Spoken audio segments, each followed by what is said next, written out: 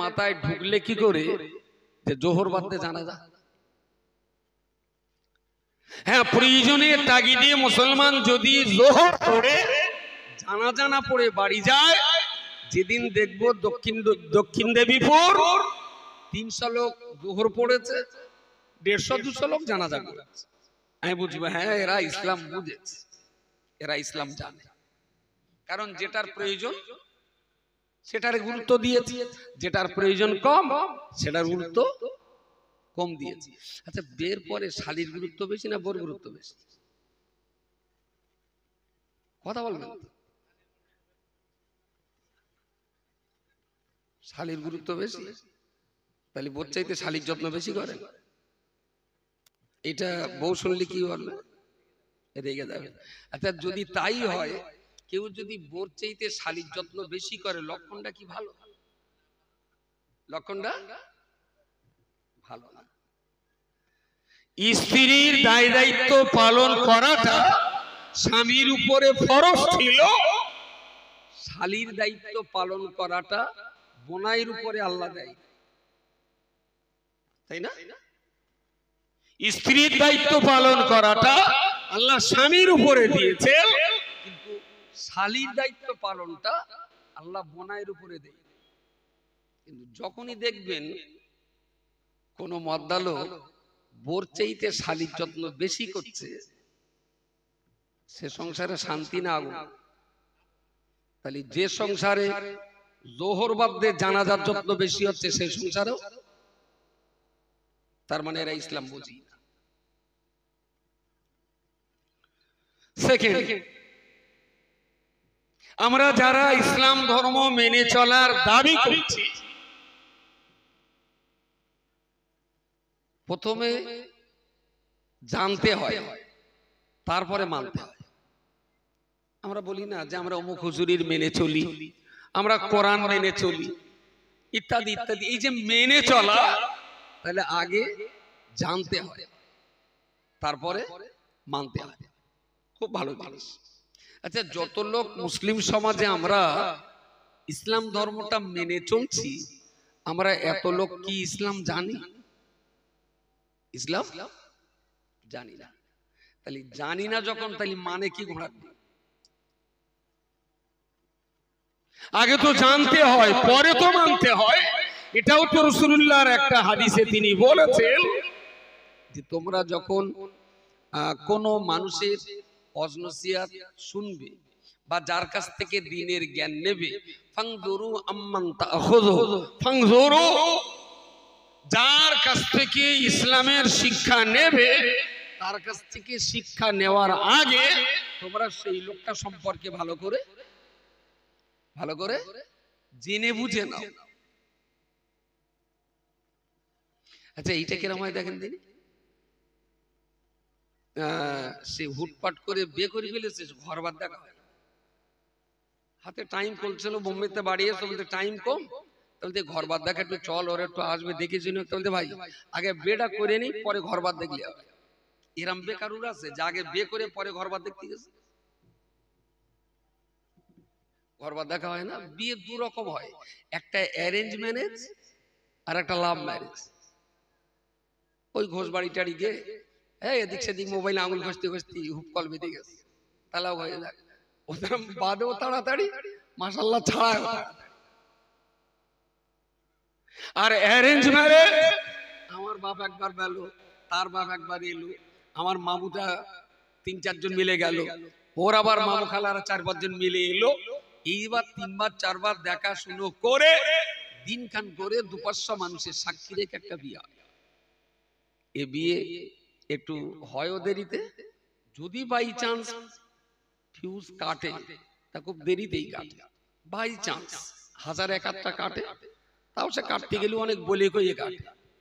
আর দিঘার চরে আর ঘোষবাড়ি যা হয়, বাদেও তাড়াতাড়ি, ছাড়েও তাড়াতাড়ি। অ্যারেঞ্জ ম্যারেজ, আলাপ আলোচনা আয়োজনের মাধ্যমে বিয়ে। এখন এই যে আমরা ওদের দেখতে যাব, ওরা আমাদের দেখতে আসবে, আমরা আবার 10 জন যাব, ওরা আবার 15 জন আসবে। আচ্ছা, এই দেখাশোনাটা আগে না বেড়া আগে? আগে দেখাশোনা করে পরে এরম বে আছে যে ভাই হাতে যখন টাইম দিয়ে আগে একটু দেখে চলিলে, আগে একটা বেড়া করিলে চুপ করে, তারপরে আবার আমরা 10-12 জন দেখতে যাবো, ওরা আবার 15-20 জন দেখতে আসবে, এরকম। আসলে ছেলেটা একটু কুসবে না, একটু বুদ্ধি কম। নতুন কুটুম বাড়ি গেছে, গিয়ে বলতে ভাবি তুমি বদনা তো তুমি পায়খানা লেগে, বদনানে পায়খানা করে দেখে নলের গোড়াতে হু করে পানি পড়তেছে। ও দেখলো আমার যা আমার সার রুগী, আমার হাগা শেষ হতে পানি সব পড়ে যাবে, তা খুব চালাকি করে আগে সুইচ খেলে যায় যে পানিগুলো বেকার নষ্ট না করে আগে পানিটা খরচ করে দেয়। পানি খরচ টরচ করে কি মনে সাত মিটকে হেগে টেগে লেগে এইবার বন্ধায় হাত দেশ হলা, তাই তো আগে তো সুচ কিনে নিল, কিন্তু এ যা অবস্থা এখন এই লুঙ্গি ধরে তো বাড়িও যাওয়া যাবে না। পাটি কত চালাক এটা জানে, আগে দেখে শুনে ছেলে কি করে, ছেলের বাপ কি করে, কোন বংশে জন্ম, ওরা মা খালেরা কয় বনি, কোন ক্লাসে পড়েছে, কতদূর জানে, ব্যবসা কি করে, সমস্ত কিছু জেনে বুঝে তারপরে দিনকান হয়। আবার সেই গ্রামের ফকির যদি উত্তর দেবীপুরে আসে, মেয়ের মা আবার তার ভিক্ষে দিতে জিজ্ঞেস করে, ও চাচি চাচি আমার বাড়ি কম নেই, তাহলে আমার বাড়ি ধোয়া বেড়ে, তাহলে ধোয়া বেড়ে তো আমার একটা মেয়ের বের কথা ভাবছে, সেই বরকতুল্লাহ চেনো, তাহলে হ্যাঁ বরকতুল্লাহ আমার ছোট চাচা, তাহলে তুমি ভিক্ষে করো, তাহলে আমার আব্বা মরে গেল, আমার আর কিছু নেই, তাহলে তোমার ছোট চাচার একটা ছেলে আছে না রশিদ বলে, তাহলে হ্যাঁ বলি রশিদের সঙ্গে বিয়ে হচ্ছে, তা রশিদ কেলাম বলে বলে, তাহলে ছেলেটা খুব ভালো। তার মানে এত দেখাশোনার পরেও মেয়ের মা যদি সেই গ্রামের ফকির পায়, তার কাছেও খবর নাই। তাহলে এতটা দেখে শুনে তবে দুইটা প্রাণীর বিয়ে হয়। আমি কি জানতে পারি কতটা দেখে শুনে আপনি মুসলমান হয়েছেন? কথা বলেন, কথা বলেন। কোরআন দেখে, হাদিস দেখে, উসুল দেখে, ফিকহ দেখে, মক্কা দেখে, মদিনা দেখে, ভালো মন্দ, ন্যায় অন্যায়, ভালো খারাপ কত বুঝি সুঝে আপনি মুসলমান হয়েছেন? কিছু দেখাশোনা আছে? ইতিকাফ করছেন কেন? দেখাশোনা ওনার ডিম আছে কম, মানে কি কিছু অন্তত আছে? এর ভেতরে একটা লোক বলুক যে 5টা কলমা কচিরে পড়িয়ে সুন্দর কোরআন শিখিয়ে তারপরে মুসলমানি দেশে, একটা বাপ বলুক হাত তুলে। এদের কাছে কোরআনের দাম নেই, এদের কাছে 5টা কলমার দাম নেই, এদের কাছে নবীর জীবন ইতিহাস জানার প্রয়োজন নেই, এদের কাছে দ্বীনের মৌলিক ফরজ জ্ঞান নেওয়ার প্রয়োজন নেই, এদের প্রয়োজন হলো কিছু জানুক আর না জানুক হাজাম ডেকে আগে মুসলমানি দেয়। যেখানে যত লোক আছে কারো মুসলমানি দিদি বাকি আছে? হ্যাঁ, কারো 5টা কলমা চিনতে বাকি আছে? এখানে যা আছে 5টা কলমা শিখতে বাকি আছে? একটা দেখা কথা বলেন না কেন? একটা দাগ একটু ধরাধরি হবে, ধরাধরি একটু হোক। আচ্ছা যদি এই কত বোধহয় 150 লোক হবে, 150 লোকের যদি 5টা কলমা মানে সহ পড়তে বলি, মানে সহ 150 লোকের ভিতরে কজন মানে সহ? যা 1-2 জন হতে পারে।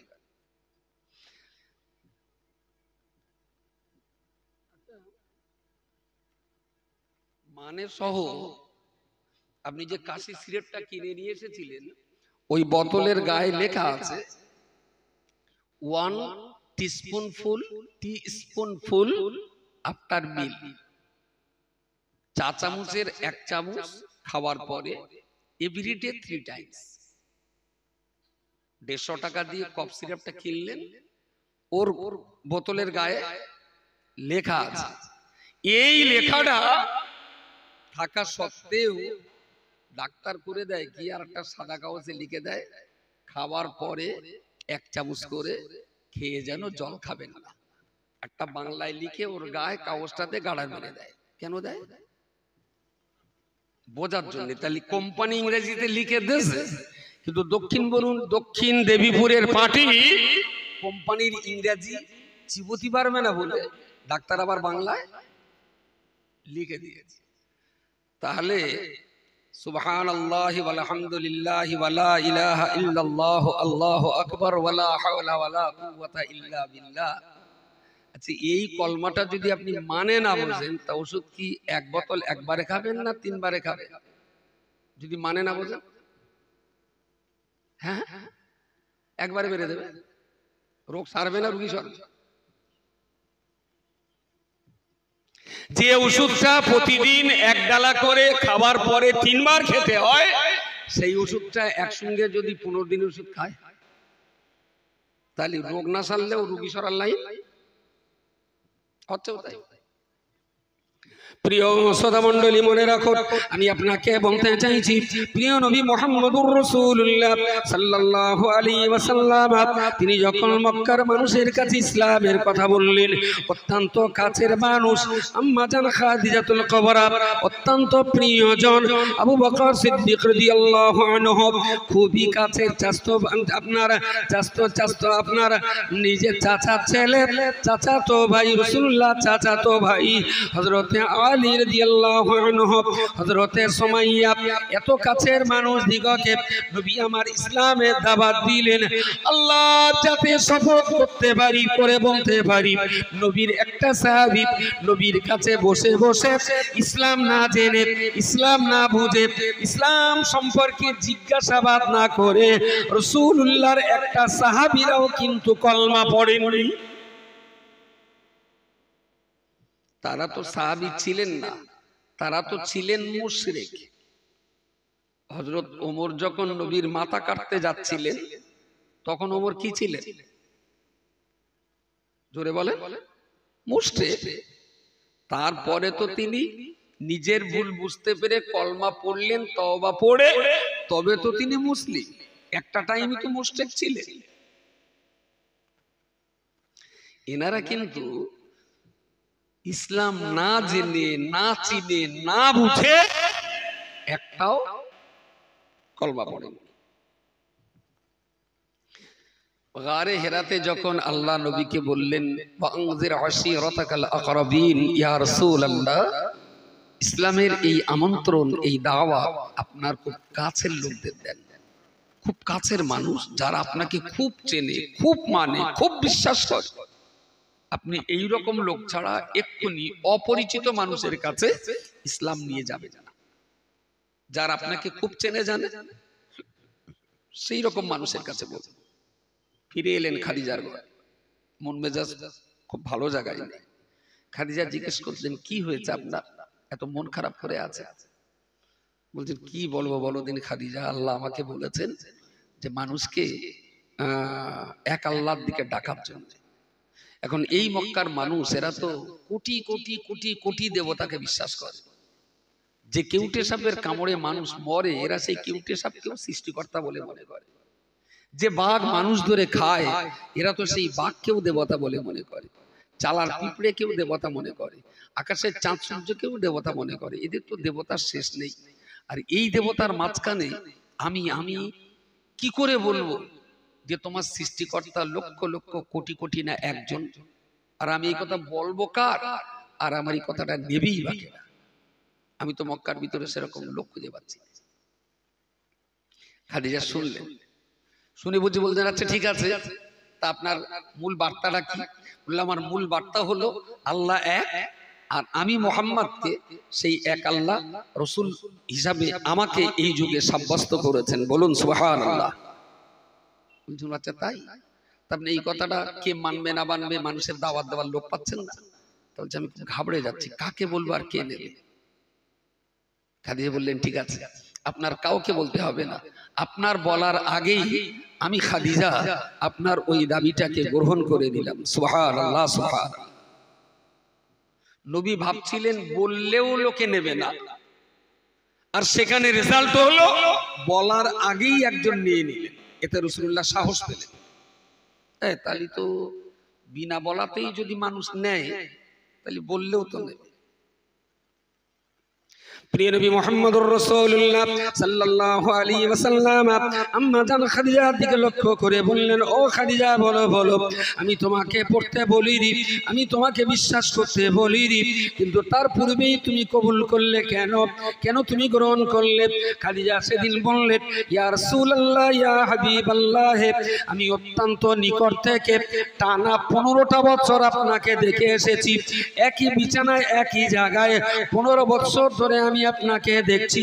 আমি আপনার স্ত্রী, আপনি আমার স্বামী, আপনার দেহ, আপনার আখলাক, আপনার চরিত্র, আপনার আদান প্রদান, আপনার কথাবার্তা আজকে 15টা বছর ধরে অত্যন্ত কাছাকাছি অঙ্গাঅঙ্গি ভাবে দেখছি।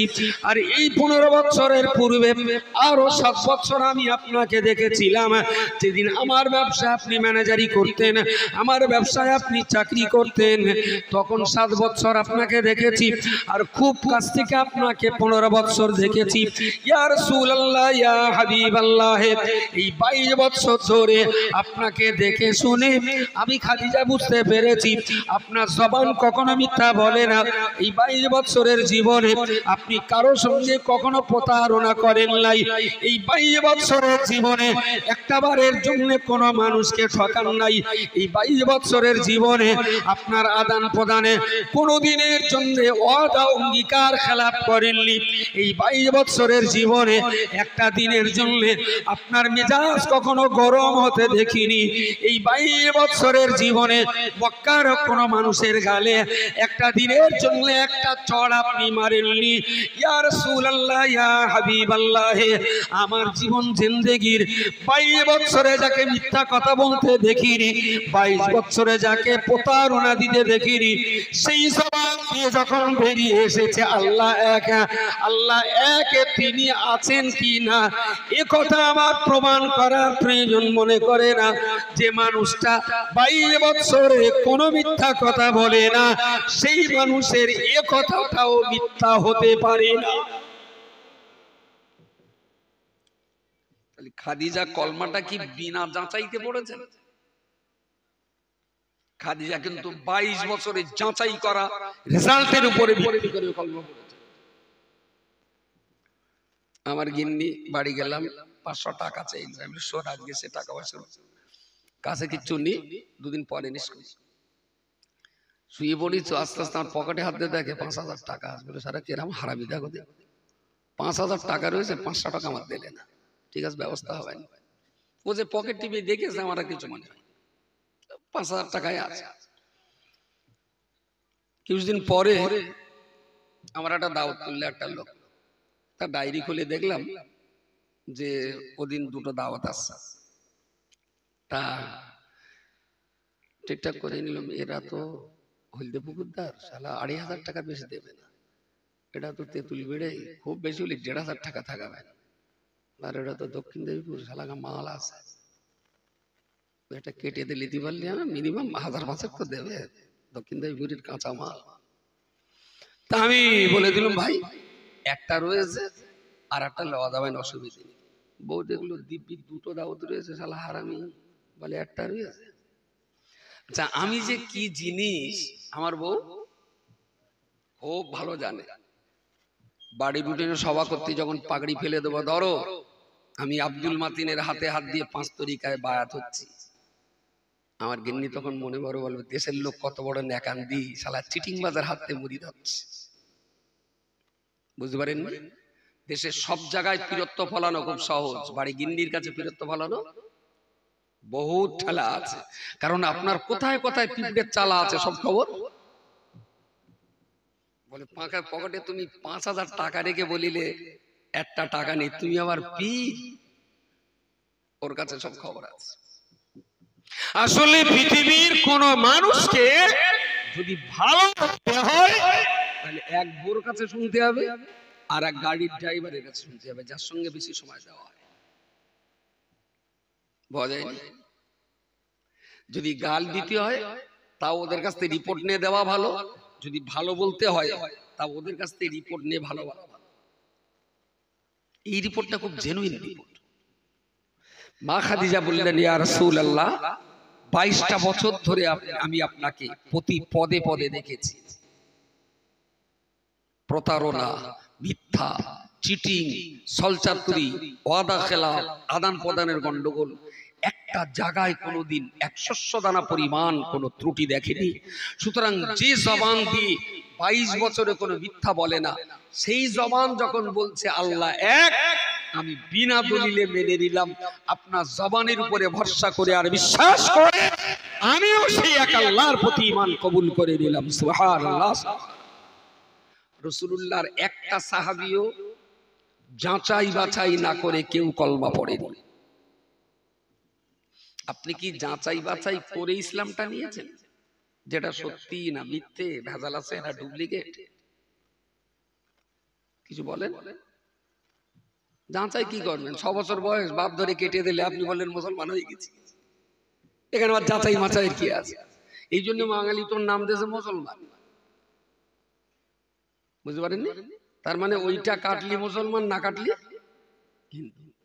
আমার আব্বা যখন কেটিয়ে দিয়েছে তাহলে মুসলমান হয়ে গেছে, আর কোনো টেনশন। তো ওইটাই যদি ভাই মুসলমানের সব হবে, তাহলে জান্নাতে ঢোকানোর সময় সব তো ঝাপ তুলে তুলে দেখাতে হবে যে আমার টিকিট আজকে আসতে গেলাম। প্রিয় শ্রোতা মণ্ডলী, আমি কি জানতে পারি নবী আমার হাদিস শরীফে বলেছেন, হে আমার প্রিয় সাহাবী, ওয়ারাতিলিল কোরআনা তারতিলা, আল্লাহ পাক কোরআনকে সুন্দর করে পড়তে বলেছেন। ও আমার সাহাবী, আল্লাহ পাক কোরআন শরীফে বলেছেন ওয়াকিমুস সালাতা, প্রতিদিন 5 বার নামাজ পড়তে বলেছেন। আমার আল্লাহ কোরআনে বলেছেন ওয়াতুজ যাকাতা, প্রতিদিন আপনার সময় মতো উপার্জিত অর্থের যাকাত প্রদান করবে। আমার আল্লাহ বলেছেন ওয়াতিমুস সিয়াম ইলাল লাইলি শাহরু রমাদান আল্লাযী উনজিলা ফীহিল কোরআন, রমজান মাসে আল্লাহ রোজা ফরজ করে দিয়েছেন।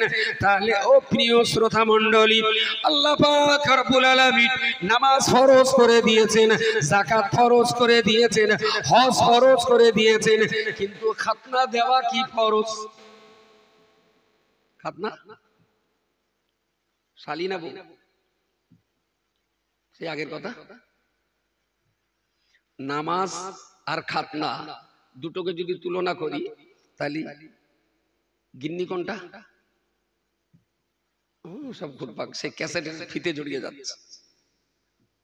বউ কোনটা? বাহ, এই তো তাহলে তো অঙ্ক মিলে যাচ্ছে বাজে। আর শালি? কেউ যদি বউ বাদ দিয়ে শালির যত্নটা বেশি করে, কে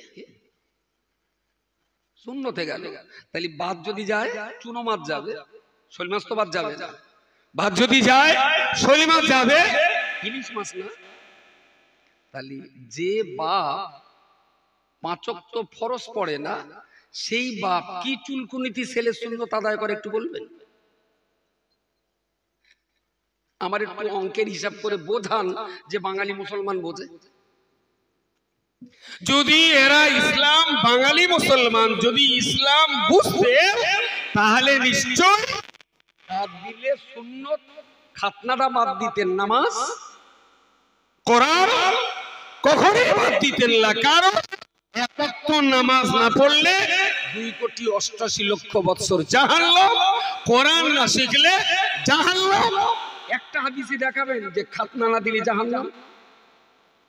যতদিন বেঁচে থাকবো আপনার পেশাবের পানি দেবেন যে খাতনা না দিলে জাহান্নাম, একটা হাদিস দেখাবেন। কোরআন না শিখলে জাহান্নাম, রোজা না রাখলে জাহান্নাম, যাকাত না দিলে জাহান্নাম, নামাজ না পড়লে জাহান্নাম, কিন্তু খাতনা না দিলে জাহান্নামে যেতে হবে, কোথাও নেই। এটা সুন্নত তরক হয়েছে, গোনা হয়েছে। সেই গোনার জন্য শাস্তি কবরে, হাসরে একটু শাস্তি হবে। সেই শাস্তি দিয়ে আপনার সুন্নতের গোনাটাকে ক্ষমা করিয়ে দেওয়া হবে, মাফ করে দেওয়া হবে। বাকি সুন্নত তরক করার জন্য জাহান্নামে যেতে হবে। ফরজ তরক করলে জাহান্নাম ছাড়া কোনো রাস্তা নেই। কিন্তু আমার সমাজ, এরা বাচ্চাকে কোরআন শেখাবে না, এরা বাচ্চাকে আদব আখলাক শেখাবে না, এরা বাচ্চাকে দ্বীনের তালিম শেখাবে না, এরা বাচ্চাকে 5 ওয়াক্ত নামাজটাও শেখাবে না, কিন্তু খুব ধুমধাম করে দোল পিঠে নুনু কাটবে। আরে ওইটা কাটলেই যদি জান্নাতে যেতে হতো, জান্নাতে যাওয়া যেত, তা আমার প্রতি কাছে 3-4 বার কেটে দিত। একবার কাটবো কেন? একবার কেটে যদি জান্নাত হয় আবার দুটো দিতুন, আমি জান্নাত পেয়ে যাব, আবার দুটো কাট দিলে। কোথায় এলো বাঙালি মুসলমানের মাথায় এই ভেজাল? আমি মাথায় খুঁজে পাই না। হ্যাঁ, খাতনা দেওয়া সুন্নাত, নিঃসন্দেহে নবীর আদর্শ, ইব্রাহিম খলিলুল্লাহর সুন্নাত। আমার কচি কোরআন শিখবে, আমার কচি নামাজ পড়বে, আমার কচি আল্লাহকেও চিনবে, নো প্রবলেম। অত্যন্ত শান্তি স্বস্তির সঙ্গে আমার কচির সুন্নতটা আদায় করবে, কোনো সমস্যা নেই।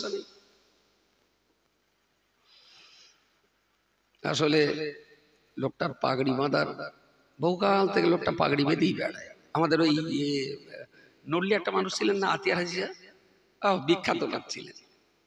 শরীয়তের ব্যাপারে কোনো আপোষ চলবে না, আর হাতে একটা লাঠি, মনে মেরে দিলে দিলে ভাব। আর কোনো মেয়ের মাথায় যদি ওন্না টন্না না দেখতেন, বা কারোর যদি দাঁড়িয়ে পেশাব টেশাব করতে দেখতেন, ওই লাঠি নেই, ওই রকম মেজাজ। আল্লাহ জান্নাতবাসী করুন। ওই একটা মানুষ ছিলেন আমাদের দেশে, পাগড়ি বেঁধে চলতেন, খুব বিখ্যাত মানুষ। আর গোলাম মাওলা হুজুর ছিলেন, গোলাম মাওলা হুজুর, ঘনার হুজুর, পাগড়ি বেঁধে বেড়াতেন, ভালো লাগলো। এখন এরকম একটা দেখে দেখে আর একজন গ্রাম্য লোক, সেও শুনেছে পাগড়ি সুন্নত, পাগড়ি বেঁধে বেড়ায়। এখন কিসে কি ওই একদিন মার্কেটে গেছে, ও সে পাগড়ি বানতে মনে নেই, তার লোকে ওর টাকে হাত গুছে বলতে, চাচা তুই যে পাগড়ি কমনে ফেলেছ, তাহলে যা, সে পাগড়ি বাঁধা হয়নি। তাড়াতাড়ি করে পায়জামাটা খুলে একটা ঠ্যাং ঝুলিয়ে দে, আর একটা ঠ্যাং পাক দিয়ে মোটামুটি একটা পাগড়ি বানা করে দিয়েছে। বলছে, চাচা তোমার সে নিচের অবস্থা তো খুব খারাপ। বলে, খোকা অবস্থা খারাপ হয়, সুন্নত আদায় হচ্ছে কিনা দেখ। সুন্নত আদায় ভালো, তাই বলে শালা পায়জামা খুলে। দেখো 10,000, 20,000, 30,000 টাকা খরচা করে মুসলমান তার বাচ্চা খাতনা দিচ্ছে, মাত্র 5,000 টাকা খরচ করে মক্তবে পড়ালে ওর বাচ্চাটা অনায়াসই কোরআন শিখে যে তোর বাপের কোনো সার নেই। ওর বাচ্চাটা 5 ওয়াক্ত নামাজ শিখে যেত, কোনো সার নেই। কিন্তু খাতনা দেওয়ার বেলা ওর বাপের খুব অ্যাডভান্টেজ। শাওরির বলবে, শৌরির বলবে, তারপর ওর একটা ধর্ম খালা ছিল তার বলবে, তারপর একটা ধর্ম বউ ছিল তারও ডাকবে, আরো অন্যান্য ধর্ম কুটুম্ব যা আছে সব এক জায়গায় করে বিরাট একটা শাদী করে, কি ব্যাপার না, ওর কচির মুসলমানি হবে, ওর কচি মুসলমান হবে। যেদিন দুপুরে মুসলমানি দেখছে ওর কচি, সেই দিন দুপুরে জোহরের নামাজটা ওর বাপ পড়ে। আমি হাসামের বলি, কচির না কেটে ওর বাপের কাট। কি চুলকুনি কচিরা কষ্ট দিচ্ছিস আমার, বল। থাক না, যে লোকটা 70 কেজি ওয়েট বই বাড়াইতে পারে, একটুখানি হাফ ইঞ্চি চামড়ার বই বাড়াইতে পারবে না, থাক, ওই বাদ দেওয়ার কি দরকার। কিন্তু বাঙালি বুঝবে না। বাঙালি উরির ভেতর ইসলাম খুঁজে পেয়েছে, ও কোরআনের ভিতরে ইসলাম পাইনি, নামাজের ভিতরে জান্নাত পাইনি, রোজার ভিতরে জান্নাত পাইনি, ও জান্নাত পেয়েছে আগার চামড়ার ভেতর, এইটা কেটে বাদ দিলেই জান্নাত। প্রিয় শ্রোতা মণ্ডলী, মনে রাখুন, আমি চরণ দুলিকে প্রণাম জানিয়ে বলছি, ইসলাম ধর্মটা আপনার বুঝতে হবে। নবী মুহাম্মদুর রাসূলুল্লাহ সাল্লাল্লাহু আলাইহি ওয়াসাল্লাম এই দিনের কথা যখন বলতেন, ইসলামের কথা যখন দাওয়াত দিয়েছিলেন, মক্কার মানুষেরা কেউ বা একদিন, কেউ বা এক সপ্তাহ, কেউ বা এক মাস, কেউ বা এক বছর ধরে রাসূলুল্লাহ প্রবীণতম সাহাবী হযরতে সালমান ফারসি রাদিয়াল্লাহু তাআলা আনহু পাক্কা 2.5 বছর ধরে রাসূলুল্লাহর কাছে বসে বসে ইসলাম নিয়ে হাজারো প্রশ্ন, হাজারো বুদ্ধি, হাজার চেনা জানা, হাজার পরিচয় জানা বোঝা, 2.5 বছর ধরে রাসূলুল্লাহকে জেনে বুঝে তবে তো সালমান ফারসি ইসলাম গ্রহণ করেছে। আমাদের মারাত্মক বিপর্যয় হয়েছে, আমরা ইসলাম না বুঝেই মুসলমান হয়ে গেছি। ইসলাম না বুঝেই মুসলমান হয়ে গেছে। যে পৃথিবীতে ইসলাম প্রথম কে প্রচার করেছিলেন? তাড়াতাড়ি বলেন। মুহাম্মদ সাল্লাল্লাহু আলাইহি ওয়াসাল্লাম। কে বলুন? আমি তো বলবো, পৃথিবীতে প্রথম ইসলাম কে প্রচার করেছিলেন? বলেন বলেন বলেন। হ্যাঁ, আদম আলাইহিস সালাম।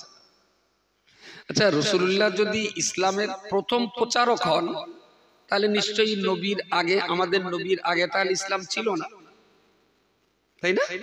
তার নবীর আগে যদি ইসলাম না থাকবে, তাহলে আদম থেকে ঈসা রুহুল্লাহ পর্যন্ত 1,24,999 জন পয়গম্বর, তারা কি ইসলামের বাইরে ছিলেন? তারা তো অবশ্যই ইসলামের প্রচারক ছিলেন, তারাও তো ইসলামের নবী। সুতরাং পৃথিবীতে সর্বপ্রথম ইসলাম প্রচার করেছিলেন হযরত আদম আলাইহিস সালাম। সেই একই ইসলাম চলে এসেছে শেষ নবী পর্যন্ত, আর সেখান থেকেই পর্যন্ত ইসলামটা একই ছিল। তবে কখনো কখনো কোন নবীর আমলে কিছু কিছু সিলেবাস চেঞ্জ হয়েছে, কিছু কম্পালসারি এডিশনাল হয়েছে, কিছু এডিশনাল কম্পালসারি হয়েছে, কিছু রদবদল হয়েছে, কিন্তু মৌলিক ইসলামটা একই ছিল। কি? লা ইলাহা ইল্লাল্লাহ, এক আল্লাহ ছাড়া কোনো মাবুদ নেই।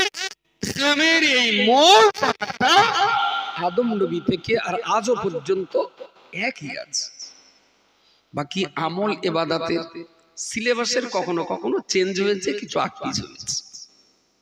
আর এই ইসলাম আদম নবী থেকে ঈসা রুহুল্লাহ পর্যন্ত একই ইসলাম প্রচার হয়েছে। তবে ওই 1,24,999 জন নবী রাসূল যারা ইসলাম প্রচার করেছেন, সেই ইসলামটা কমপ্লিট ছিল না। কোথাও না কোথাও কিছু অভাব আল্লাহ রেখেছিলেন, কমপ্লিট ছিল না। আল-ইয়াওমা আকমালতু লাকুম দীনাকুম ওয়া আতমামতু আলাইকুম নি'মাতি ওয়া রাদিতু লাকুমুল ইসলাম দীনা। সুবহানাল্লাহ বলেন, একটু সবাই মিলে বলেন।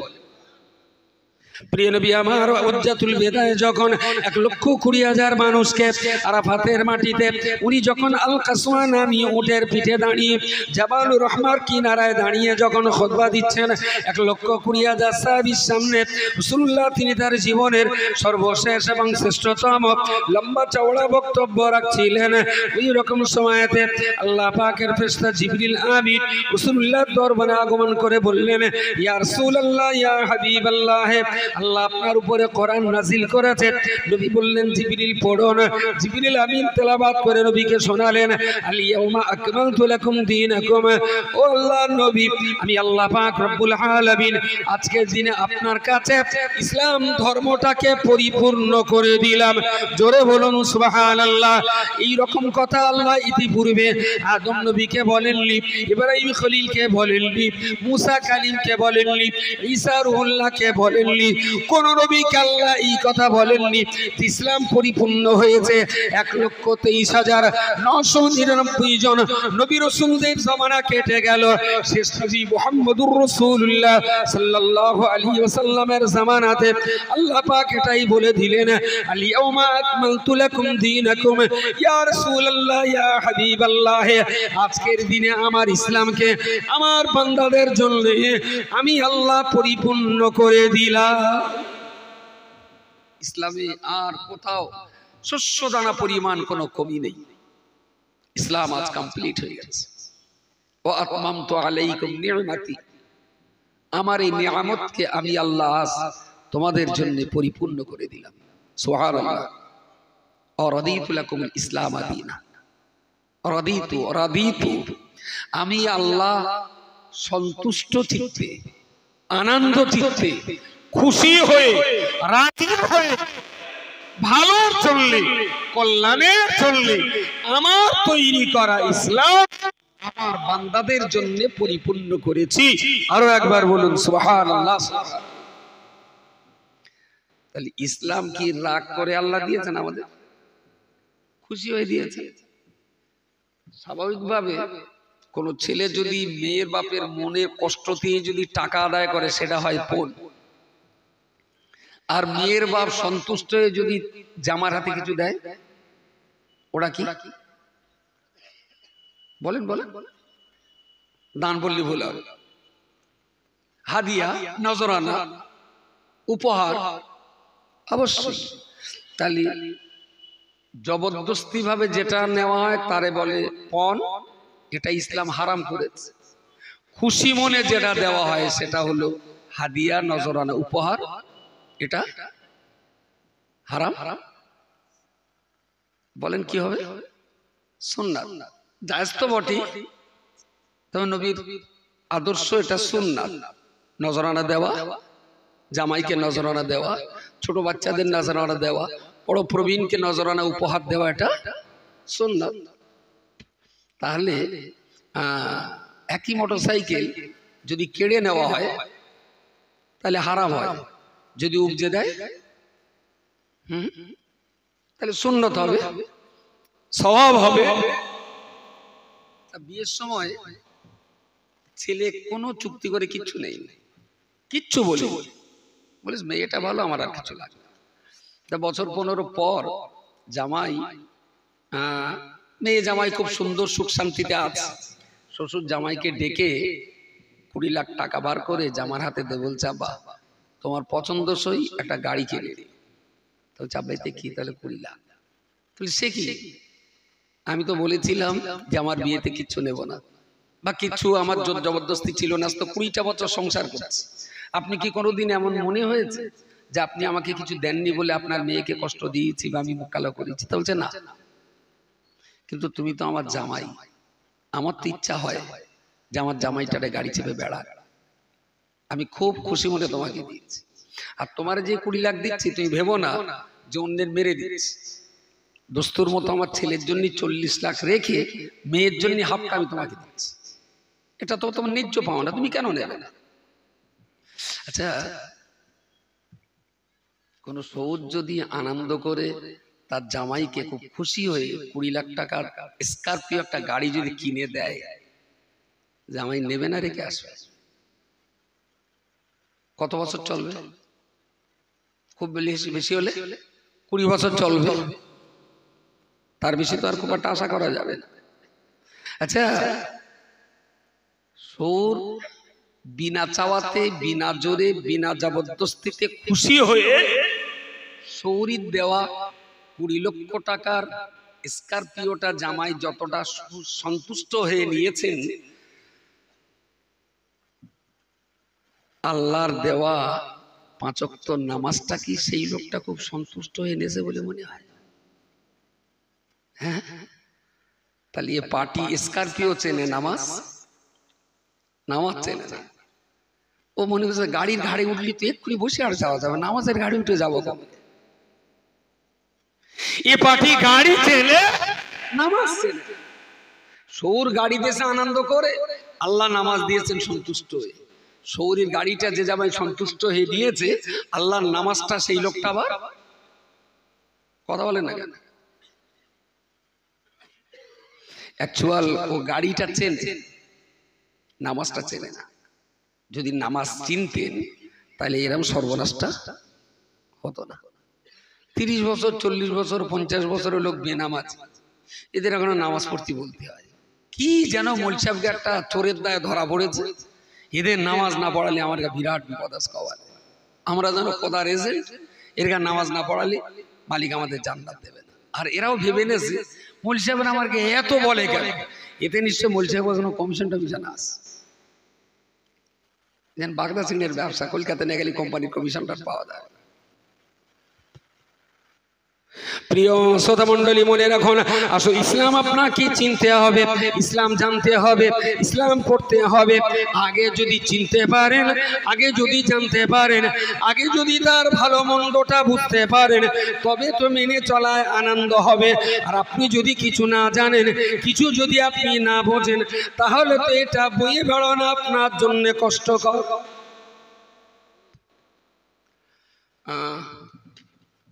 এখান থেকে একটা লোক সৌর বাড়ি যাবে, তার সৌর বাড়ি আবার আমার বইকারায়। তাই বললাম, ভাই তুমি যখন বইকারায় যাচ্ছ, তা আমার এইটা একটু লে যাওয়া। তা প্যাকেটটা মুখ টুক বেঁধে দিয়েছি। তাহলে তো ভাই আমার এই গাড়িতে এতটা চাপ, কি করে লে যায় বলে? আমি তা লে যাও, তা না আমার নাই দিতে হবে না, তুমি বাড়ি রে তোমরাই নাই নিয়ে খুলি, আমার বাড়ি আর দিতে হবে না, যাও। তাহলে না ভাই, আমার এই ভাই কি করে, আচ্ছা টিপে দেখেছে কুমড়ো ফেলা, শালা মলমের তরকারি ভারী 20 টাকা দাম, ইয়ান বইয়ে মর। তো ভাই তা আমার এখান গেলে একটা লোক দেশে তো উপহার এইটা আমার, তা তোমার দিচ্ছি, হয় আমার বাড়ি দিয়ে না, তোমার যদি বইলাতি কষ্ট হয় তা তুমি লেলিও কিনে লেও। তাহলে না ভাই, আমার গাড়িতে কোচির মা রয়েছে, কোচি রয়েছে, তাতে কোচির মা আবার একটু পয় দিবে না, এই গাড়ি আমি কি করবার নো, আমি অমাল লোক না। আলে শোন শোন, তোর লেতে মানে শোন দেখ, বলি ব্যাগের গোড়ায় যে বাঁধনটা ছিল, ব্যাগটা খুলে দেখিয়ে দিল, মোর ভেতর সব শোনাচ্ছেন। তাহলে ভাই সে বোনে কালকে যাবেন, তুমি ব্যাগ দাও, আমি কে দেব। শালা জন্তু আগে জানতো না ওর ভেতরে কি আছে। ও যেরকম বোঝা মনে করে, এই মুসলমান যারা নামাজ কালাম বাদ দিয়ে শুধু মুসলমানই দেয়, পার্টিও প্যাকেট খুলে কোনোদিন দেখিনি যে মাল কি আছে। ইসলাম বয়ে বেড়াচ্ছে কিন্তু জানে না ওর ভিতরে কি আছে। যদি জানতেন ইসলামের ভিতরে এত গুরুত্বপূর্ণ জিনিস আছে, তাহলে ওর বয়ে বেড়াতে কষ্ট হতো না, বিরাট আনন্দ করে দিত। একদম গোড়ায় গলদ হয়ে গেছে। ইসলাম মানার আগে জানা দরকার ছিল ইসলাম কাকে বলে। এখন বলবেন এই বুড়ো বয়স এখন কি হবে, কি আর হবে। ছিটে গুড়তে যখন এই পর্যন্ত ভাঁড় ভর্তি হয়ে গেছে, এইবারে শেষবারে একটু জিনেন গুড়ির পাটালিতে ভাঁড়ের মুখটা মেরে বাগজলার হাটে তুলে বিক্রি করে দিতে হবে। বাঙালি চালাক, খুব ভীষণ চালাক।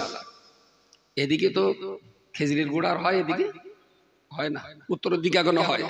প্রথম দিনের যে রস হয় ওগুলো পাটালি জিরেন রস, তো পাটালি করে বিক্রি করে 400 টাকা কিলো। তারপরের দিন ঝরা, নিম ঝরা, তেজরা, কাঠ ঝরা যা হবে, যত রসের বয়স বাড়বে তত কি বাড়বে, টক, তত টক হবে। এখন সেই টক রসে তো বিষ মরবে না, সেই সব গুড় ঝোলা গুড় করে আর ভাঁড়ে লাগে। ভাঁড়ে রাখতে রাখতে রাখতে রাখতে এই পর্যন্ত হয়ে গেছে। এবার কাচুলি পড়ে যাবে, তখন কি করেছে, জিরেন রসের পাটালি মুখের কাছ দিয়ে দিলে তাহলে মুখ টাইট হয়ে গেল, কাচুলি আর ভাঁড় পড়ার ভয় নেই। এইবার ওই গুড় হাটে তুলেছে। কলকাতার লোকে এসে গুড় কিনতে, বৈশাখ পুরাতন বাজারে বসে ভাঁড়ের মুখিতে একটু গুড় গালে দিই, ও তো চক্ষু চড়ক গাছ দিই, তো বিরাট ভালো গুড়। ও ভাই তোমার এই গুড় কত করে কিলো? তা বলতেছে 400 টাকা। দেখতে পাচ্ছ না কত সুন্দর। তো কলকাতার লোকটা একটু বুদ্ধিসাদ দিই, সাধারণ গ্রামের মতো রোদ নেই। একটা লোক পাশে পাশে কানে এসে বললো, ভাই ওর ভেতর একটু স্পোক মেরে দেখো, মুখি যেরাম ভেতরে এরাম আছে কি। সাইকেলের দোকানে একটা স্পোক ধুয়ে টুয়ে এনে সেই ভাঁড়ের মাঝখানতে একদম দেশে ভিতরে দিয়ে হগল বগল করে বড় করে তাতা সারা মতো ঢুকিয়ে দেশ পুরো রড দিয়ে হগল বগল করে সেই মাল একদম তুলে তলার এক ফোঁটা হাতে রেখে, উরি খোদা এই শালা হারাবি, হ্যাঁ তোর মুখি কি আর ভেতরে কি, শালা মুখি দিছি 400 টাকার গুড়, আর তোর ভেতরে যা দিছি এ তো 35 ছাগলেও খাবে না, যা টক। তাহলে না বাবু, আঙ্গার দেশেও এরম করে আমরা একটা বিক্রি করি, ভাড়া কেন থেকে বলতো।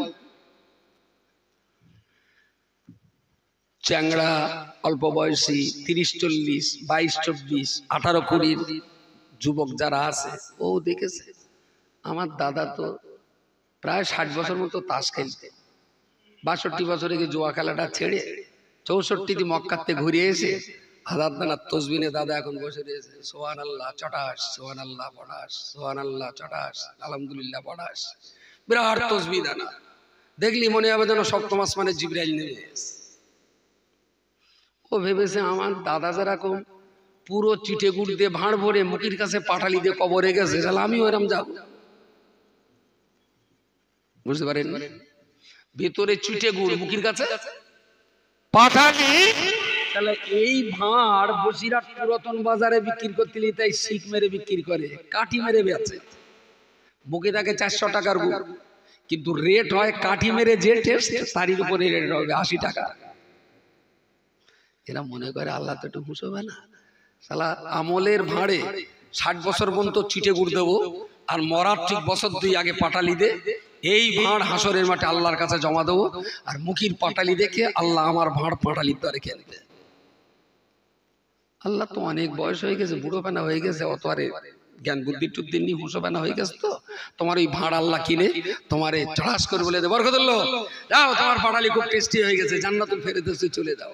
তুই কি তেলপানা কলের গান পেয়েছিস? শালা মানুষ তাই কাঠি না মেরে ভাঁড় কেনে না, আর আল্লাহ তোর ভাঁড়ে কাঠি না মেরে কিনবে? নামাজ যদি পড়তেই হয় 14 বছর থেকে নামাজি হয়ে যাওয়া ভালো।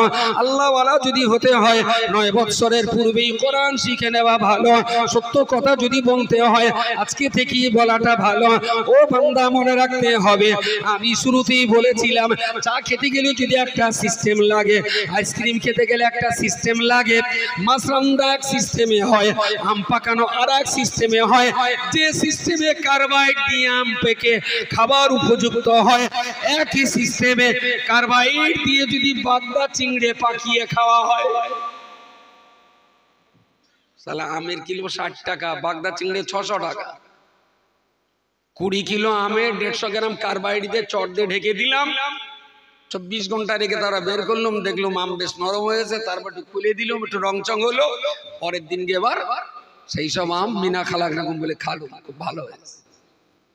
50 টাকার আম 7 টাকার কার্বাইডে পেকে গেল। ঠিক ওই সিস্টেম করে 600 টাকার জ্যান্ত বাগদা চিংড়ি কিনে যদি 200 গ্রাম কার্বাইড দিয়ে জাগ দেওয়া হয়,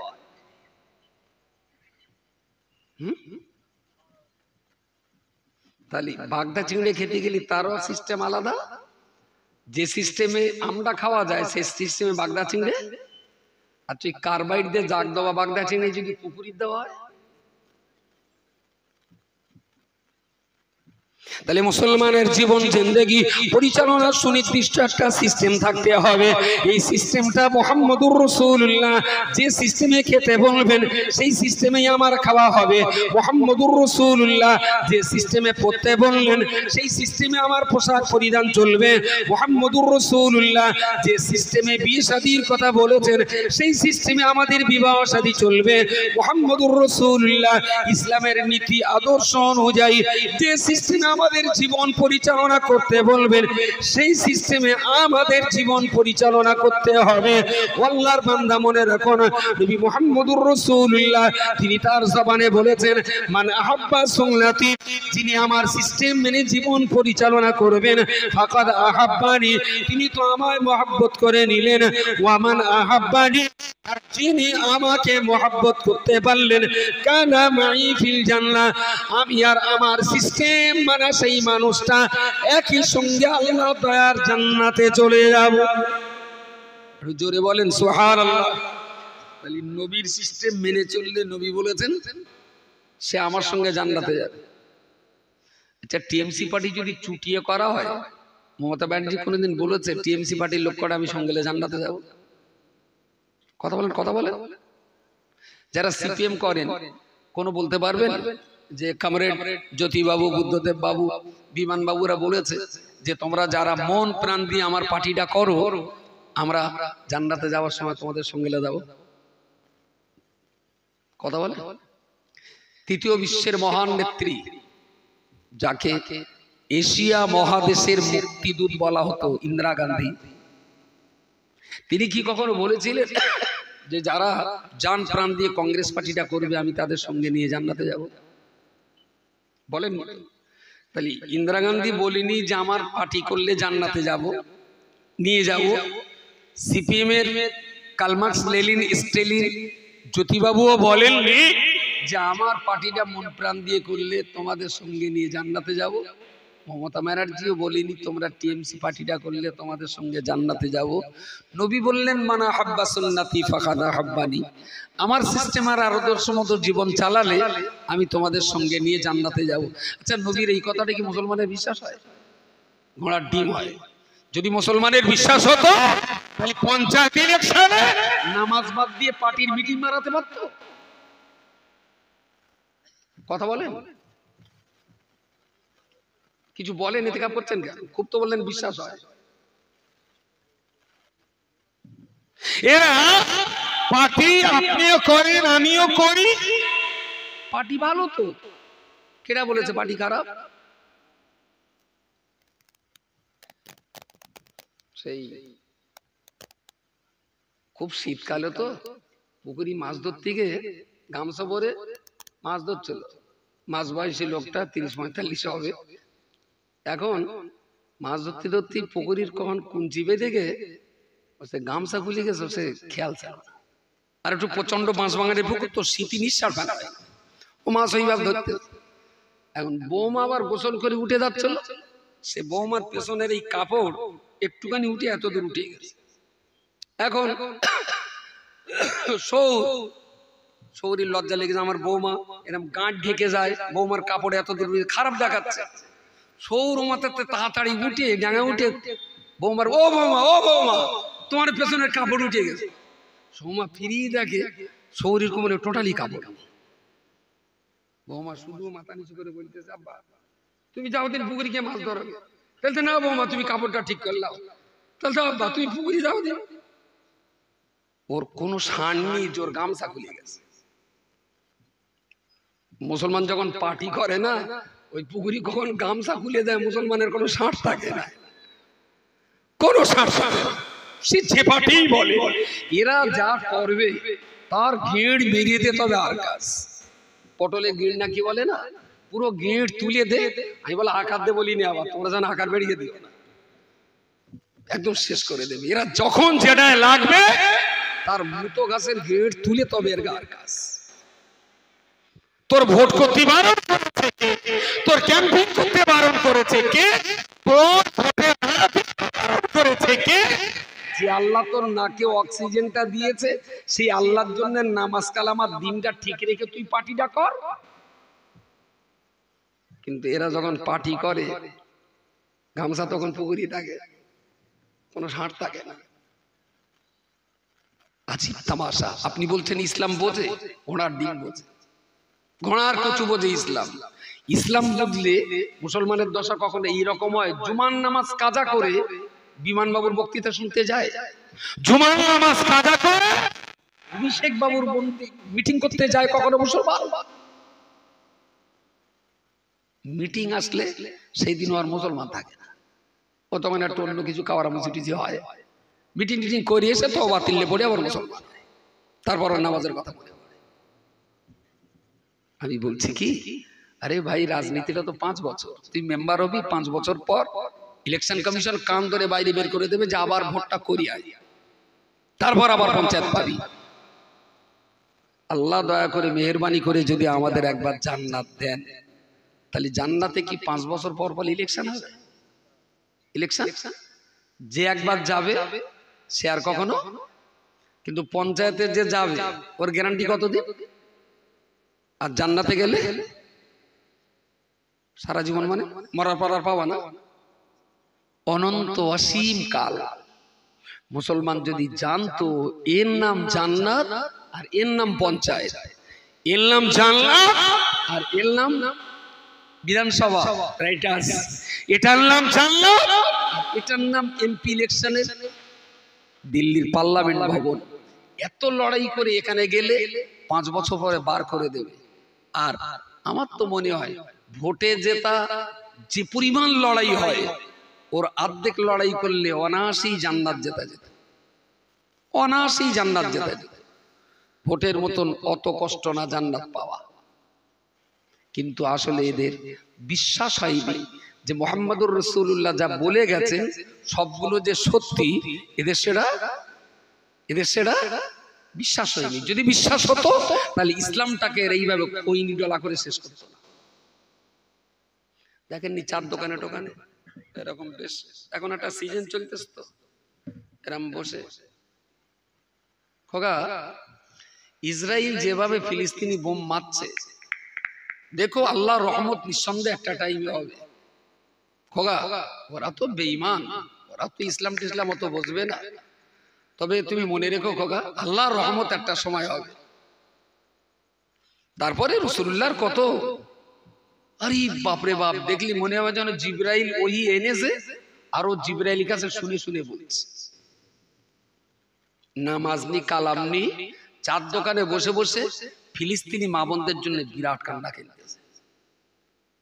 এরকম কিছু আছে না মুসলমান?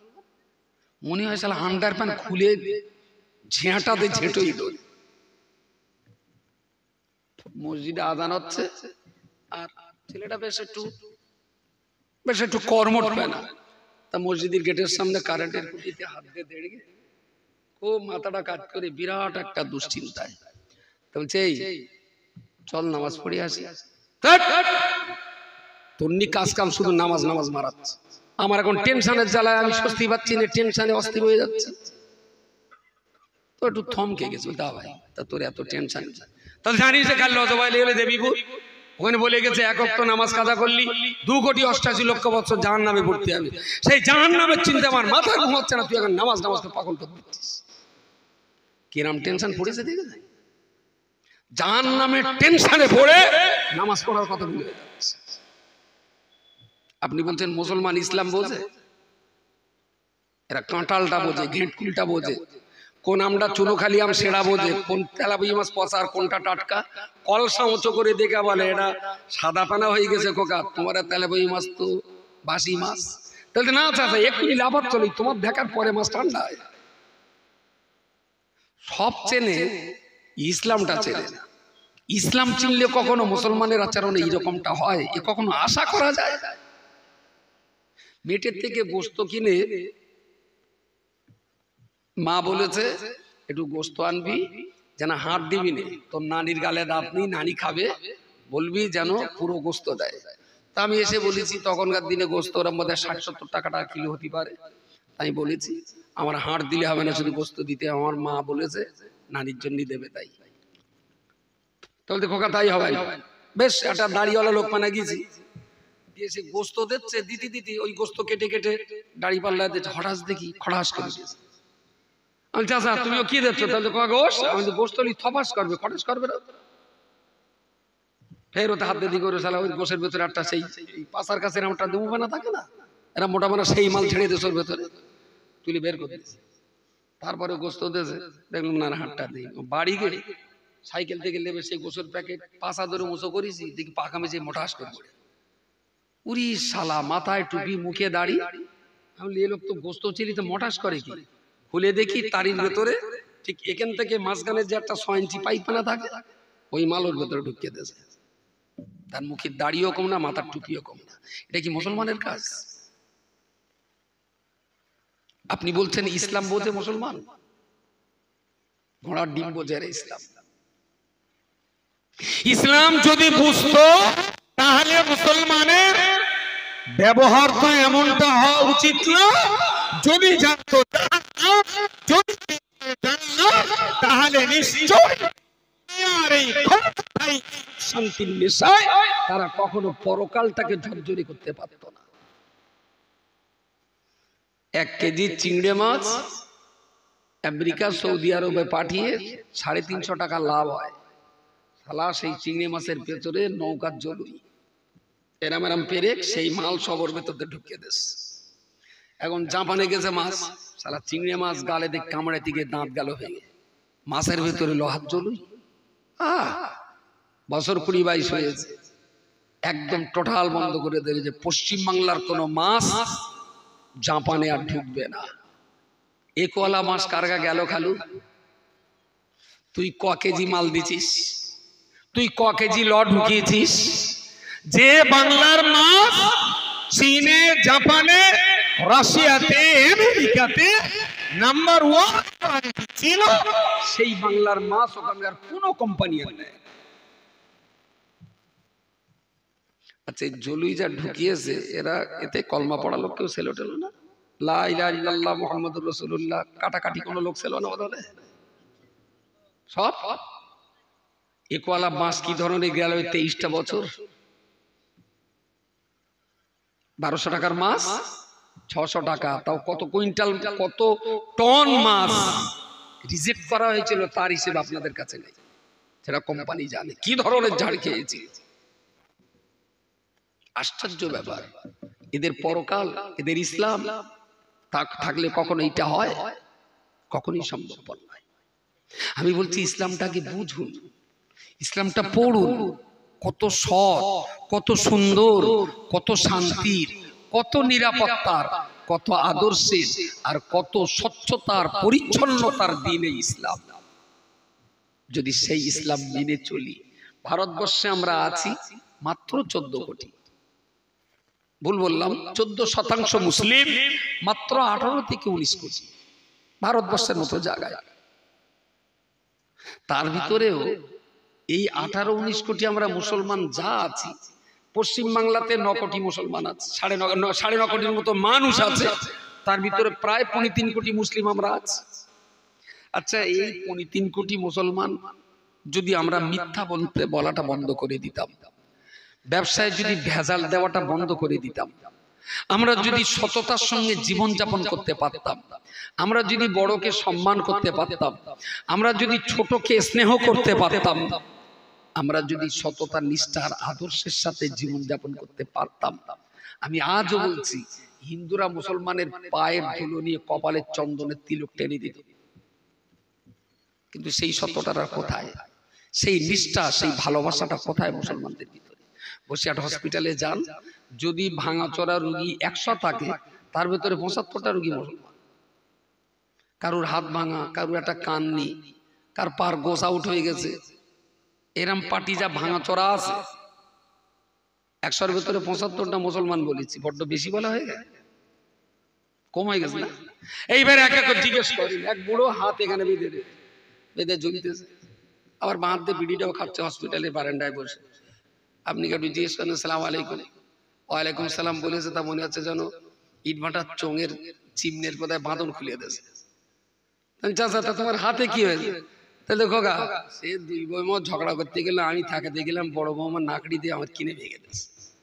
তাহলে ওটা বলো RSS মারি, বিজেপিও মারি গেল। এই গোলাম আলী, তোর মাথায় ব্যান্ডেজ করা গেল। তাহলে হুজুর কি বলো দিন, সে জমি ভাগ করতে গিয়ে মামু আর ভাগ্নে একসঙ্গে ঝামেলা করতে মামাতো ভাই কোদাল মেরেছে মাথায়।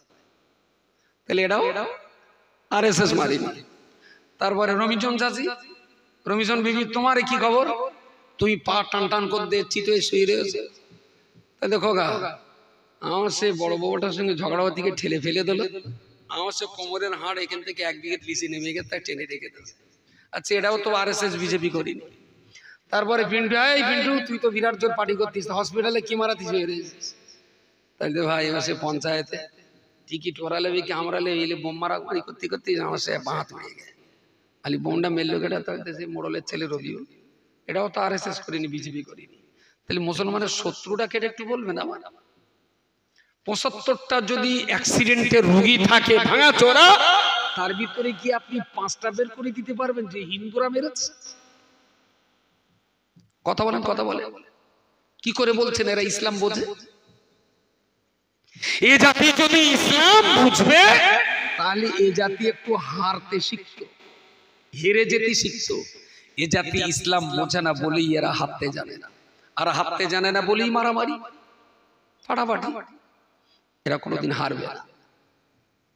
আশ্চর্যজনক ভাবে ইসলামকে কলঙ্কিত অন্য ধর্ম করে না। আমরা আমাদের ইসলাম, আমাদের দ্বীন, আমাদের শরীয়ত, আমাদের কোরআন, আমাদের ইসলামকে আমরা নিজেরা হাতে করে জবাই করছি। লোকে কি করবে আমাদের? বাবরি মসজিদ ভেঙেছে RSS, সবাই যেমন বলবে আমিও বলবো, তারা কাজটা ভালো করে।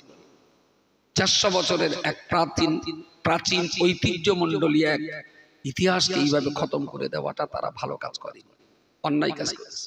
কিন্তু আমি যদি ঘুরিয়ে জিজ্ঞেস করি, তাড়াতাড়ি উত্তর দেবেন, হ্যাঁ, দেরি করবেন না, যান ধূপচাপ উত্তর দেবেন। আচ্ছা,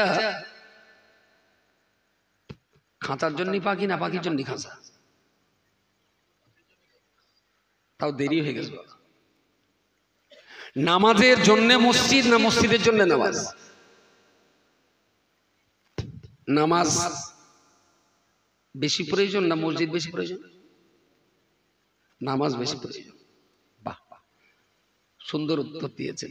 আচ্ছা, RSS নামাজ ভেঙেছে না মসজিদ ভেঙেছে? বেশি দাম কার, নামাজের না মসজিদের? নামাজের। তাহলে ওরা বড়টা ভেঙেছে না ছোটটা ভেঙেছে?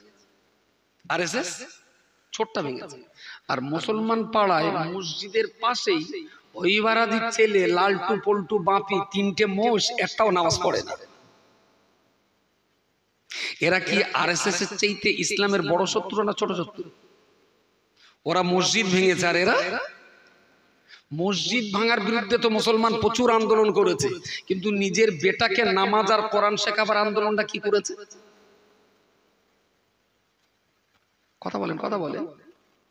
যারা ধর্মতলায় দাঁড়িয়ে বাবরি মসজিদের জন্য আন্দোলন করে, তারা কি কোনোদিন নিজের বাড়ির বারান্দায় দাঁড়িয়ে এই মুভমেন্টটা করেছিল? যেই বাড়ির রেকর্ড আমার, পর্চা আমার, গ্যাস বিল আমার নামে, কারেন্টের বিল আমার নামে, মোবাইলের সিম আমার নামে, আমার এই ছাদের তলায় বাস করতে গেলে কোনো বেনামাজি বাস করতে পারবে না। আমার এই ছাদের নিচে বাস করতে গেলে তাকে নামাজ পড়া লাগবে। সকালে চা খেতে গেলে ফজরের নামাজ পড়ে, কোরআন পড়ে তবে এই ভিটে চা খেতে পারবে। জোহরের নামাজ না পড়ে এই ভিটে কারো ভাত হবে না। রাত্রির ভাত খেতে গেলে এশার নামাজ পড়াই লাগবে।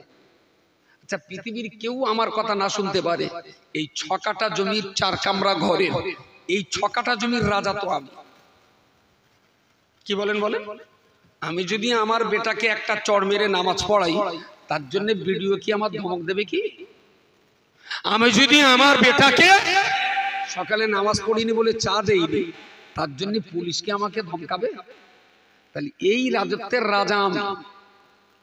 তাহলে আমি কি এই 6 কাঠা জমির উপরে 4 কাঠা ঘর বিশিষ্ট এই বিল্ডিংটায় আমার রাজত্ব চলবে 16 আনাই। রেকর্ড আমার, দলিল আমার, পর্চা আমার, কারেন্টের বিল আমার, বাড়ির প্ল্যান এস্টিমেট আমার, ঘর করেছি আমার টাকায়, গ্যাসের বিল আমার নামে, কারেন্টের বিল আর মোবাইলের বিল সেটাও আমার। এই বিল্ডিং এর রাজা আমি। আমার আইন অনুযায়ী এই বিল্ডিংটা চলবে। বাপ মা ইচ্ছা করলে পারে না? হ্যাঁ, 60 বছরের বুড়ো লাঠি ঠেকোদের টুকটুক টুকটুক করে ভোরবেলা 13 ডিগ্রি তাপমাত্রা ঠকঠক করে কাঁপতি কাঁপতি মসজিদে জামাতে যাচ্ছে। আল্লাহ চাষা সাইদুল কই, তাহলে দেখো গা, সে ভোর রাত্রি বাড়ি এসে ঘুমিয়ে পড়েছে, এখন তারা টাকা যাবে না।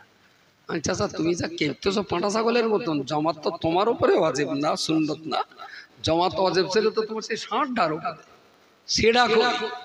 আচ্ছা, এই বাপগুলো কত বড় ইডিয়েট যে হাতিটারে ঘরে শুকিয়ে রেখে ও বুড়ো জমাতে যাচ্ছে। আর কথা বলার কি বড্ড অন্যায় পানা হচ্ছে বলে মনে হয়? হাতিটা যার জমাতে যাওয়া দরকার সে হাতি ঘরে শুয়ে। তবে হতেও পারে ওর বাপ একটা জিনিস বুঝেছে, যে এই ছেলে পিলে সব ডেকে ডেকে যদি মসজিদে নিয়ে যাই আর শেষে গিয়ে জান্নাতে যদি ঠেলাঠেলি হয়, তাহলে ছেলে পিলে তো আমাকে বের করে দেবে। শালা ওরা যেন জান্নাতে যেতে না পারে, ঘরে ঘুমো। আমরা কটা বুড়ো আছি জান্নাত দখল নিল। নিয়তটা কি এইটা হতে পারে? ওইটা না। তাহলে যে বুড়োগুলো জমাতে নামাজ পড়ে, হাতিগুলো গন্ডারগুলো বাড়ি শুয়ে থাকে, এই বুড়োগুলো খোদার কাছে কি জবাব দেবে? আপনি বলছেন ইসলাম বোঝে, ঘোড়ার ডিম বোঝে। যদি ইসলাম বুঝতে, তাহলে কখনো এই নামাজির কোলে ভাব দেওয়ার বাপের পক্ষে সম্ভব হতো না, কোনোদিন সম্ভব হবে না। বাচ্চার 3 বছর বয়স থেকে ইসলামী তাহকিক তামাদ্দুনে মানুষ করার চেষ্টা করত। ইসলাম বোঝে? ইসলাম বুঝলেও কখনো এই জিনিস হয়? হতেই পারে। প্রিয় শ্রোতা মণ্ডলী, আমি তো হিসাব করে বলতে পারি মসজিদের চাইতে নামাজের গুরুত্ব বেশি। আসলে নামাজ পড়তে হবে, তাই তো মসজিদ তৈরি করা। বাবরি মসজিদ তারা ভেঙেছে, কিন্তু বাবরি মসজিদ বন্ধ হওয়ার আগে ওই মসজিদে যারা নামাজ পড়তেন, ওই মসজিদ বন্ধ হওয়ার পরে নামাজিরা কি নামাজ ছেড়েছে? যারা নামাজ পড়তেন বাবরি মসজিদে, মসজিদ বন্ধ হওয়ার কারণে কোন নামাজি কি নামাজ ছেড়েছে? তাহলে আল্লাহর ইবাদত কোথাও না কোথাও কিন্তু হচ্ছে। বাবরিতে যারা আল্লাহর ইবাদত করতেন, বাবরি বন্ধ হওয়ার কারণে সেই সমস্ত মানুষ ইবাদত করা কিন্তু বন্ধ করেনি, কোনো না কোনো জায়গায় তারা নামাজ পড়ছেন। তাহলে নামাজ মসজিদের চাইতে অনেক গুরুত্বপূর্ণ। আরএসএস নামাজ ভাঙেনি, মসজিদ ভেঙেছে। আর মুসলমানের বাচ্চা, তাহলে বড় আরএসএস ওরা নামরা। দিল্লির আরএসএস এর বিচার হয়, মুসলমানের ঘরের আরএসএস কোনো বিচার, কোনো আন্দোলন, কোনো মুভমেন্ট কিচ্ছু নেই, কিচ্ছু নেই, কিচ্ছু নেই। বাপ মরে গেছে, বিরাট কলমা খানি, আমি দোয়া করতে হবে তার একটু ডাক। তা সে এক বালতি নিয়ে ওই ও মাথায় দাঁড়িয়ে বলছে, হুজুর দোয়াটা আপনি করে দেন, আমি খুব ব্যস্ত আছি। ওর বাপের জান্নাতি পাঠাইতে হবে, দায়িত্বটা আমার। ও গরুনে টেনতেছে আর ওর বাপের না আমার টানতে হবে। আপনি বলছেন ইসলাম বোঝে, ওরা গরু বোঝে, ওরা ইসলাম ঘোড়ার কচু বোঝে। ও যদি ইসলাম বুঝতো, তোর খাওয়া দাওয়া থাক, তোরা দেখ আমার আব্বার জন্য কলমা খানি, আমি একটু আব্বার কবরটাকে জিয়ারাত করে আসি, তারপরে খাওয়া হবে, যে থাকবে খাবে, রাগ করে চলে যাবে বাড়ি গিয়ে ভাত খাবে, আমি অত নুন তুলসী দিতে পারবো না। কিন্তু ওরা আবার ভবেশের বলা রয়েছে, একসঙ্গে ব্যবসায় পার্টনার করে, তারপরে হরিপদ রয়েছে, তারপরে দেবেশদা রয়েছে, তার জন্য আলাদা খাসির গোস্ত রয়েছে। আমি তাইলে আর অসুবিধে নেই, ওর গাতে তোর বাপের একটু কবর জিয়ারাত করলে ফেরেশতারা ওর গা থেকে ভয়তে পালাবে, সেই ফাঁকে তোর বাপের জান্নাত ঢুকিয়ে দেবে। বাপের কলমাখানি হচ্ছে দেবেশ দে, একই কলমাখানি হচ্ছে না ব্যবসাখানি হচ্ছে? আরা বড়াব্বা, এটা কলমা খানি না ব্যবসা খানি? ইসলাম যদি বুঝতেন নিশ্চয়ই আমাদের আচার ব্যবহারটা ইসলামের মতোই হতো, এত সর্বনাশটা হতো না, এত সর্বনাশটা হতো না। আমি খুব বিনয়ের সঙ্গে প্রত্যেকের চরণ ধুলিকে প্রণাম জানিয়ে বলছি, এখনো সময় আছে, আপনার জীবন সূর্য এখনো অস্তমিত হয়ে যায়নি, এখনো সময় আছে। যদি ভালো চান আল্লাহর রাস্তায় প্রতিদিন কোনো না কোনো আলেমের কাছে একটু সময় দিন। সেটা আপনার মসজিদের ইমাম হতে পারে, সেটা আপনার জামাইবাবু হতে পারে, সেটা আপনার সন্তান ছেলে মেয়ে হতে পারে, সেটা আপনার বাড়ির আলেম পাশ করা বৌমা হতে পারে। যেখানে একটা জ্ঞানী মানুষকে পান, তার কাছে বসে শুধু বলুন, খোকা আমাকে একটু ইসলামটা বোঝাও, আমি ইসলাম একটু বুঝতে চাই। দেখবেন একদিন দুদিন তিন দিন চার দিন যখন ইসলাম বুঝতে বুঝতে একটা জায়গায় যাবেন, সেই দিন নিজেকে ধিক্কার দিতে ইচ্ছা হবে যে জীবন আমি শেষ করে ফেললাম, ইসলামটা যদি আরো আগে বুঝতাম তাহলে এত সর্বনাশ আমার হতো না। ইসলামটাকে বোঝার চেষ্টা করুন। আমি ত্রুটি বিচ্যুতির জন্য পরের বেলা গাইকে আমি একা মুফতি সাহেব তো দেরি করে না, আর এর জন্য একটা আলাদা খাটিয়া করতে হয়, পূর্ণ খাটিয়া হয়, শুধু সাইটি বেঠতে। দেখো মুফতি সাহেব এসছেন, ভাই দাঁড়িয়ে রয়েছেন, বসেন, ভিতরে এখনো জায়গা আছে, এখনো জায়গা আছে, আর খুব গরমও না খুব ঠান্ডাও না। এটা একটু একটু দোলাভাইটাই বল, বললে হয়তো বস পাই, দোলাভাই বল, কারো খরাব্বা বল, কারো তালুই আব্বা বল, একটু বসেন ভেতরে। এখন আপনি একটু আগে আসবেন, আগে আসলে হবে, একটু একটু যদি সম্ভব হয় অল্প অল্প অল্প বয়সের ভাই যারা আপনার একটু আসুন, বুড়ো মানুষের নাড়াচাড়া করেন না, এমনি ধান টান পেকে গেলি না এক জায়গাতে তুলে আরেক জায়গায় লাগালি বলার হয় না, বলো মরে যাবে। যে বুড়ো যেখানে চলেছে ওখানে থাকো, আর তুলে বসাতে হবে না। ছোট কচি যারা আছো শোনো, একটু আগে এসো, আমি আলোচনা শেষ করছি। মুফতি সাহেব এসছেন, তার আলোচনা আপনাকে শুনতে হবে। আগামী সোমবার বইকারা মাদ্রাসার ইসালে সাবাব মাহফিল। আব্বা চলে গেছেন 1.5 বছর আগে। আব্বার তৈরি দুটো মাদ্রাসা, একটা হলো হিফজুল কোরআন আর একটা হলো হাই মাদ্রাসা। এই দুটো মাদ্রাসার আব্বা প্রতিষ্ঠাতা আর আব্বাই পরিচালনা করতেন। ইন্তেকালের 6 মাস আগ পর্যন্ত মাদ্রাসা নিয়ে তিনি ছুটোছুটি দৌড়দৌড়ি সব করেছেন। এখন সেই দুটো মাদ্রাসার দায়িত্ব বাড়িতে ভাই বোন আব্বা হায়াতে থাকাকালীন মোটামুটি একটা সিদ্ধান্ত হলো, আমার নসেজো ভাই এটার দায়িত্ব সে নেবে, তার উপরে দেওয়া হবে। সেই মতোই হাফেজ আব্দুল মুকিত তার নাম, তাকে আপনারা খুব একটা চেনেন না, সে আবার ধর্মসভার বক্তা টক্তা না, হাফেজ মানুষ, তারই উপরে এই দায়িত্বটা পড়েছে। যদি আপনারা সবাই একটু বইকারার জলসাতে যান, জানেন তো মুফতি সাহেব তিনি তার জ্বালায় ব্যস্ত, আমি আমার জ্বালায় ব্যস্ত। বাড়ির মাদ্রাসাটার দায়িত্ব আব্দুল মুকিতের উপরে দেওয়া। মুফতি সাহেব পিছনে ব্যাকআপ করেন, সময়ও দেন মুফতি সাহেব। আমিও খুব হালকা একটু দেখার চেষ্টা করি, বিশেষ কোনো গুরুত্বপূর্ণ দায়িত্ব আমার ঘাড়ে নেই। আমার যা রয়েছে তারই ঠেলায় আমি চিত হয়ে যাচ্ছি।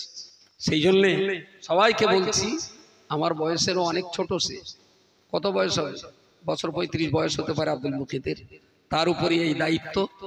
সামনে সোমবার বইকারা মাদ্রাসার ইসালে সাবাব আসরের পর থেকে নিয়ে রাত 11টা পর্যন্ত আমাদের জলসা চলবে। মাগরিব বাদ মুফতি সাহেব একটু জিকিরের মজলিস করবেন, তারপর 1-2 বক্তা একটু বক্তৃতা করবেন। রাত 10টা 10:30টার দিকে মুফতি সাহেব আবার শেষ দোয়া মোনাজাত করে দেবেন। ওদিন ভাই ভাই আমরা কেউ কথা আবার যাই না, সব বাড়িতে থাকি। সবাইকে একটু আব্বার কবরটাও জিয়ারত করা হবে, আর মাদ্রাসার ইসালে সাহেবটাও আসুন। আর আমরা আমাদের ছেলে পিলেরা আব্বার কবর প্রতিদিন কেউ না কেউ জিয়ারত করেন, আলহামদুলিল্লাহ, সেদিক দিয়ে অসুবিধা হয় না। তবুও আপনারা আব্বার মহব্বতের মানুষ, ভালোবাসার মানুষ, যদি আব্বার কবরটা একটু জিয়ারত করেন তাতেও হয়তো তার রুহটা একটু শান্তি পাবে। তো সোমবারের দিন সবাইকে একটু বইকারের ইসালে সাহেবে যাওয়ার জন্য আমি অনুরোধ করছি। আর সেই সাথে এটাও বলছি, অল ইন্ডিয়া সুন্নাতুল জামাতের যারা দক্ষিণ দেবীপুরের সদস্য আছেন, আসলে 15-16 বছর আগে সদস্য হয়েছিলেন, সেদিনকার সেই ফোন নম্বর খাতায় দেখতে পাচ্ছি মোহাম্মদ গোলাম আলী, ফোন নম্বর 9732145692। মেরে দেখতেছি হরিদাস পাল ফোন ধরে বলতে যাই, সালাম আলাইকুম, কেডা আপনি? বলে আপনি আব্দুর রহমান? তা বলছেন আমি হরিদাস পাল। 15 বছরের আগে ফোন নম্বর, 100-র ভিতরে 95টা নম্বর ঠিক নেই। আপনাদের সঙ্গে কোনো যোগাযোগ করতে পারি না। অনেক চেষ্টা করে 17,000 সদস্যের ভিতরে 7,000-এর মতো ফোন নম্বর আমরা সংগ্রহ করতে পেরেছি। আর এই গ্রামের কিছু মানুষের ফোন জোগাড় করতে পারছি না। আর এই গ্রামে এরা ভেবে নেছে এমনি তো হুপ কলেও তো আলো জ্বলতেছে, বেকার মিটার নিলি না মাসে মাসে বিল আসবে। আর মুফতি সাহেবের তো ধরাই আছে গাছের গুড়ি, ও যেভাবে মুফতি সাহেব যখন এখানে আসে সংগঠনেরও আর মিটার টিটার নেওয়া লাগবে না, তুই হুপ কল মেরে রাখ, ও ফ্রিজ ট্রিজ সবই চলবে। প্রচুর পার্টি আছে, বিরাট ভক্ত, কিন্তু সদস্য নেই, বুঝতে পারেন। আর কেউ কেউ সদস্য আছে, তার মানে আইবুড়ো নাম ঘোষানোর মতন বেড়া করে রেখেছে, শাড়ি চুড়ি কিছু দেয় না, এরকম আছে কিছু সদস্য। তো আল্লাহর রাস্তায় বলছি, সংগঠনের কাজ কামের পরিধি এখন অনেক বড়। 80টার অধিক আবাসিক মাদ্রাসা পরিচালনা আজকের দিনের ব্যাপারটা সহজ নয়। 16টা মেয়েদের ক্যাম্পাস, সেই সঙ্গে কেরালা মডেল, সব মিলিয়ে একটা বিরাট বড় পরিবার। আপনাদের যারা সদস্য আছেন তাদের সক্রিয় হওয়ার জন্য অনুরোধ করছি। রেজাউল ভাইয়ের দায়িত্বে আছে, তার সঙ্গে একটু যোগাযোগ করে নেবেন। আসসালামু আলাইকুম ওয়া রাহমাতুল্লাহি ওয়া বারাকাতুহু।